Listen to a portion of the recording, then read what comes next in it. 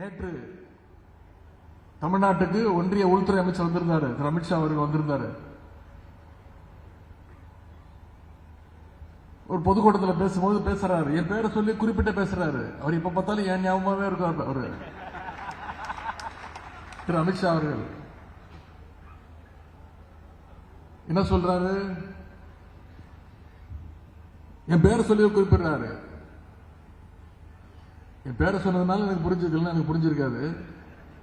எதுக்கு என் பேரை சொல்றாருன்னு கேட்டேன். அப்புறம் சொன்னாங்க, திரு உதயநிதி ஸ்டாலின் அவர்களை நாங்க முதலமைச்சராக விட மாட்டோம் அப்படின்னு யாரு, திரு அமித்ஷா அவர்கள் சொல்றாரு. நான் கேட்டேன், இப்போ நீங்க என்ன கூப்பாடு போட்டாலும் என்ன சதித்திட்டம் செஞ்சாலும் தமிழ்நாட்டு மக்கள் எங்களுடைய தலைவரை தான் மீண்டும் முதலமைச்சராக உட்கார வைப்பாங்க, அது உறுதி.